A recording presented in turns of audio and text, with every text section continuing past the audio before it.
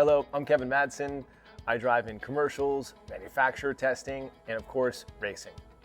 Some of the race cars I've recently driven in include the McLaren 720S GT3 Evo with Inception Racing, the Honda Civic Type R TC with Hippogriff Racing, and the super awesome Ligier prototypes with Group Virage over in Europe. Now my friends at CXC Simulations have me out here today because one of my passions and something that keeps me really busy is working with drivers to improve their performance. That's drivers just like you. One of the series that I've done that a lot in over the past few years is Lamborghini Super Trofeo. Today I'm in the CXC Simulations Motion Pro 2 simulator. There's a couple of aspects that separate this from a lot of the other simulators on the market. One, it's turnkey. It's all high-end components, but you get on and you're able to very quickly get up to speed. Two, really has to do with the motion. I like how immediate it is. There's no delay, so I can spend more time on this without getting sick like some other simulators on the market. And then probably the most important part for anyone who's busy, the customer service aspect. A lot of these simulators, you're messing with a lot of key functions in the background. Updates can cause some problems. You hit a customer service button and you're all set with this CXC simulation.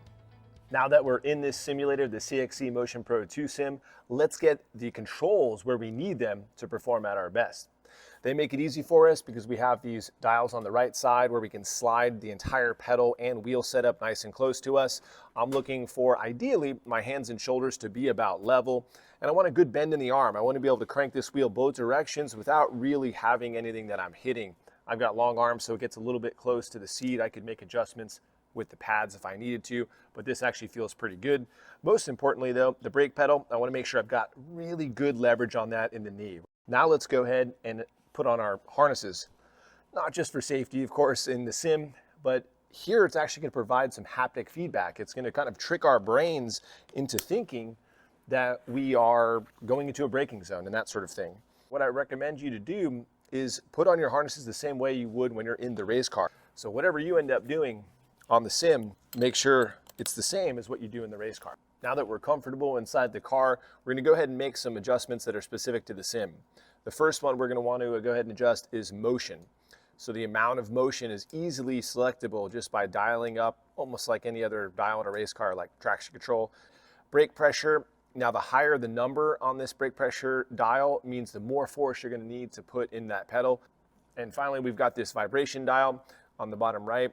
And this one is connected to 3 different butt kickers throughout the chassis. It's going to provide some more of that feedback to kind of trick your brain, really make you think that you're inside the car. And this, actually, I like having quite a bit of it. It makes the car, to me, feel a little bit more realistic. Now, I'm already set with what I think is the proper wheel on this CXC Sim, and it's a quick release, very easy to get on and off, and they have all sorts of different style wheels. In this case, I've got a Formula style wheel, which is going to work quite well for the Super Trofeo. In racing, data is key, and CXC makes it easy with the VBox integration here. So you just hit this VB Sim button. That's going to automatically upload your data. For instance, you're working with someone like me or any other coach out there, you're able to get that data sent over automatically. If you're working with someone else, whether it's a coach or some other friends to kind of get a baseline, you want to make sure that you're all running the same settings. And you can take the defaults that you have through iRacing, or you can make adjustments to kind of match the conditions that you think you're going to have when you get to that track. You can generate weather, and that's going to change it throughout the session randomly. Overcast is pretty common at Laguna Seca, right? So that's something that'll happen a lot in the mornings. Temperature maybe a little bit cooler most of the year, so you're adjusting that. Winds are going to vary. Time of day, this is something that you can set to be fairly accurate to what your qualifying or race session will be. The interesting part when you make these changes is that you may notice when you're coming out of a certain corner, there's the capability for sun to be right in your eyes. So it's one of those things that when you make those adjustments, you might learn something before you actually get to the track. Now we'll get in and we're going to go ahead and make some adjustments to the force feedback. This can be personal preference. It also can vary on the car. All that is adjustable here very easily with this slider. We're going to keep it right around 16 Newton meters, which is ideal for this direct drive wheel. So for today, we're going to use iRacing. The challenge with iRacing, though, is that there is no Lamborghini Super Trofeo in it. But let's try to find a setup with the Lamborghini Huracan GT3 Evo that is going to be as close to what the Super Trofeo should feel like. I'm going to lower the traction control settings just because the Super Trofeo has so much more power. 500 horsepower in the GT3 versus 620 or so in the Super Trofeo. So I'm going to try to make this a little bit more crazy as far as the rear end's concerned when I go to power. ABS is different in those two cars, so I'll make some slight adjustments as far as like how that's concerned. And we've got the endurance lights, turned off. We're not going to have those in the Super Trofeo car. It's more of a sprint car. Diff preload, I'm going to make some adjustments here. And there's a couple other things that I've gone through and changed. Car's a little bit softer, the ride height's different. So this setup will actually provide it. You can download it as well. And once again, it's not going to make you any faster, but it should give you some of the differences that are apparent in the Super Trofeo. Now let's make sure that our view inside the car is accurate. Very easy on the CXC Sim. By clicking the view button, we get in, we have field of view, tilt, height, everything right here on the dash, easily adjustable. Don't have to mess with the keyboard for this. You can go in or out with that field of view. I actually like it right about where it's at. The tilt, I'm a taller guy, so I've got to make sure that this adjustment is lined up correctly with my field of view as it would be in the car. And height is one of those ways. For me, I actually pull the pads out in a lot of cars, or I don't run much of an insert, so I sit pretty low. It allows me to see a little bit better view around the track out the right side of the car. So today I wanted to give you a few tidbits about WeatherTech Raceway Laguna Seca, since the first round of Lamborghini Super Trofeo this year is going to be here. And this is one of my home tracks.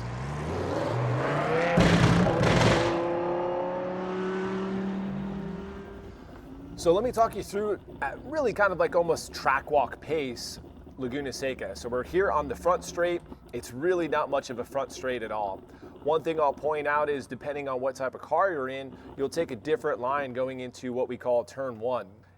If you're in the Super Trofeo or GT3 car, you're going to be carrying a lot more speed, and so turn one's going to be a lot more significant. Really important that when you get to the crest of turn one, so as we're coming up here, and I'm using my eyes to visually look at these light posts that kind of guide me in, or power lines, if you will, that guide me into a late turn in, and I want the wheel as straight as possible as I come up over that crest. Not super important in this car that I get all the way to the left. Really what I'm thinking about is this braking zone, and in the Super Trofeo I'll be carrying even more speed than the Lamborghini GT3, so I'm keeping that in mind when I'm doing this training, that the car that I'll actually be in, the Super Trofeo, is going to be even faster, 620 horsepower versus this 500 horsepower car. We've got these lines that are painted on the right side of the track, and this is pretty accurate to what we see in reality, but we want the wheel straight. Maybe we're braking right around this line here on the right, hard braking initially, and there's a lot of different ways to take turn two. The most important part is that you're getting that initial high brake pressure, and then that you're trailing in as you get closer. I like to go about a half car length off in the Super Trofeo, but I'm looking to the left and I'm trailing out of the brake, trailing, coming out wide, and it's that last bit of the release of the brake through here that's going to pitch the car. But really the important part is, when we're driving on the sim here, these first couple laps, the tires are going to still be pretty fresh. So the car, it might take a little bit more to rotate it, but later in the session, it might take a little bit less. So we're going to adjust the way we do that brake release to point the car back. And the judge of success is, can we get back to this second curve, the second apex? Can I make this a straightaway coming out of turn two?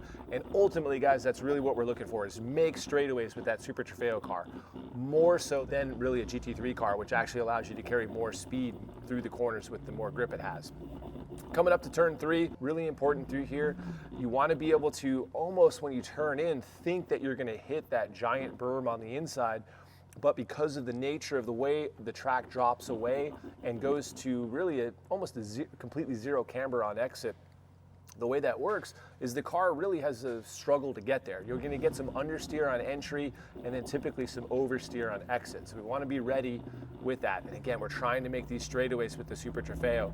Bring the car all the way out to the left side. You can use some of that curbing. Quick opportunity here to take a deep breath.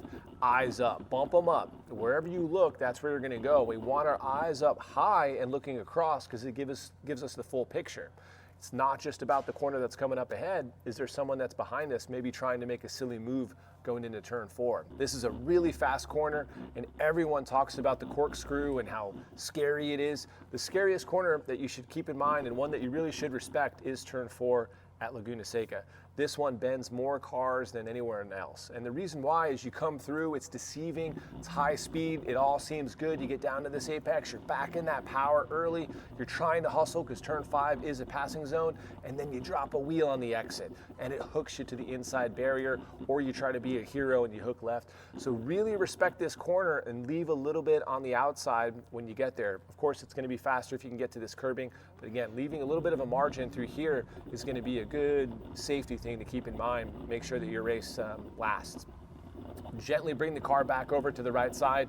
So important to get a good exit out of turn 4, because for turn 5, this is a passing zone. As I've mentioned, it also is the beginning of your run up this massive hill towards the corkscrew.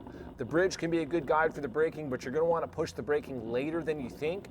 And also when you're turning in, it's important to not carry too much brake because you're going up this massive hill.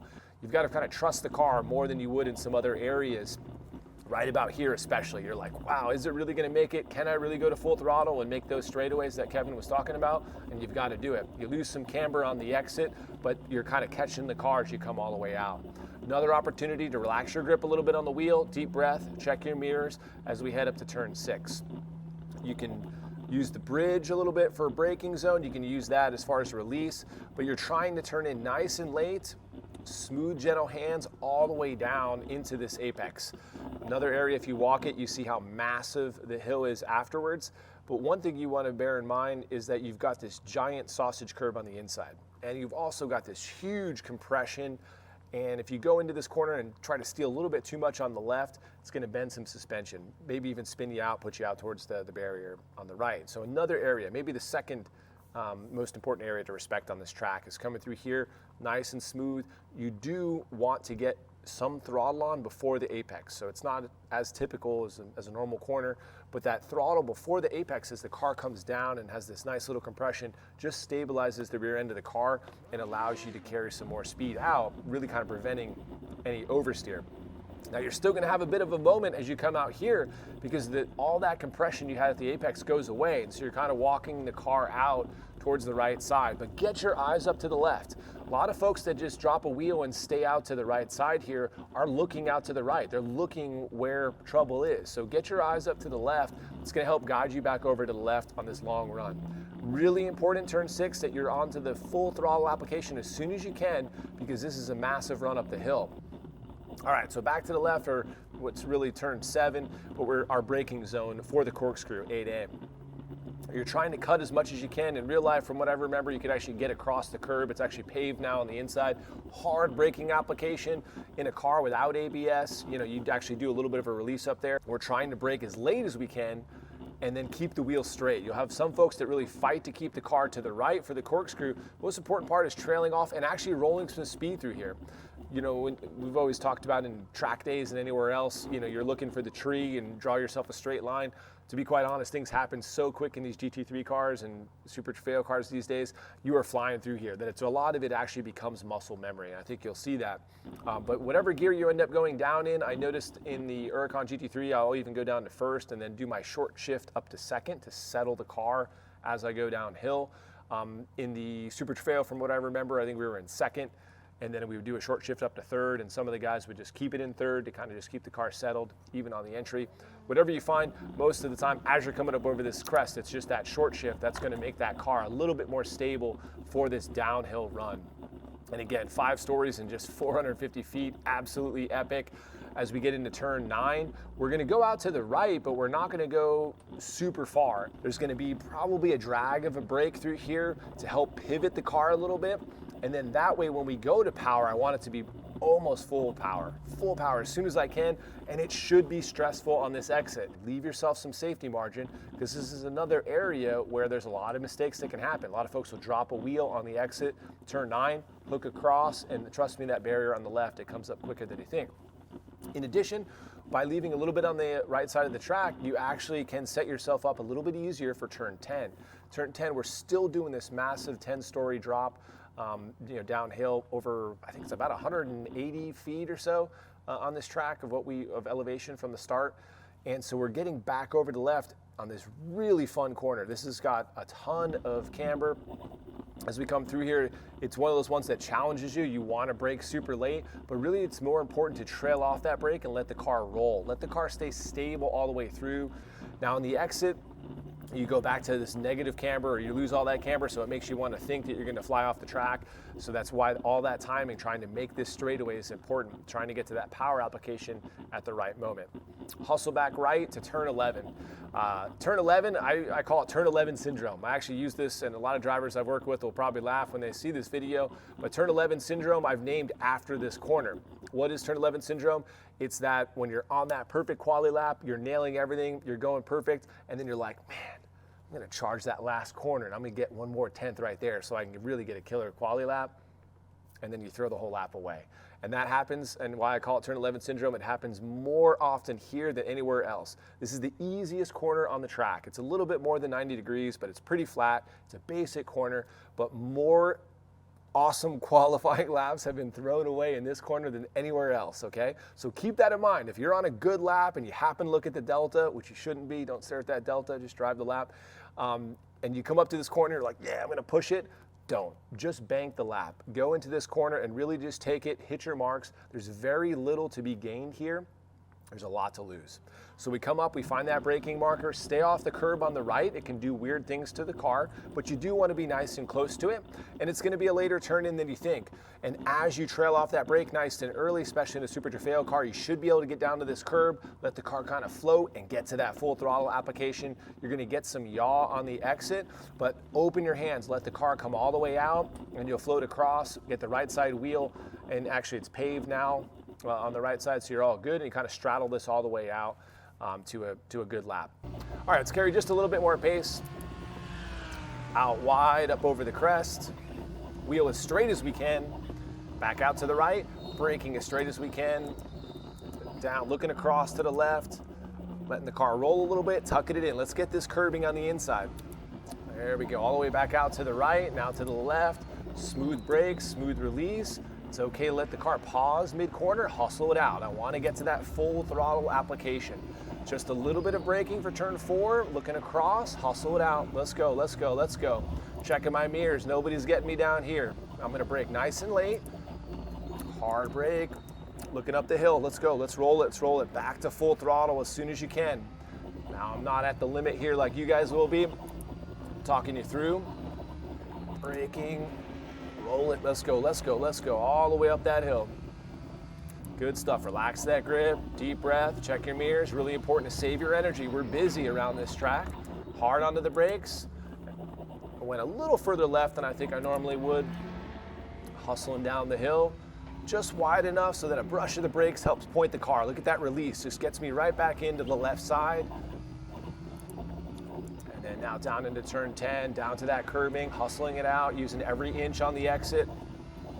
That hard braking, don't throw this one away. Looking across, let's release that brake, let the car rotate, hustle it out, full throttle, let's go, let's go.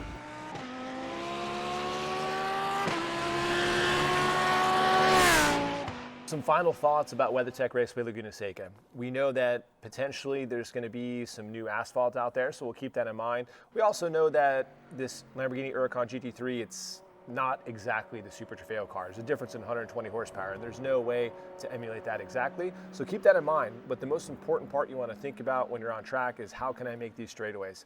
You know, the Super Trofeo car is all about how it can use all of that power. So that's something that you can keep in mind when you're using this Huracan GT3. In addition, when you're doing this training, I want you to think about everything you're going to be doing on track. If you're going to just a track day, that's one thing. If you're going to be there and you're going to be racing at Super Trofeo, what I want you to do is not just do a single lap, not just do quali sims all the time, but I want you to think about doing longer runs, leaving tire wear on, see how the car actually reacts over the course of your stint.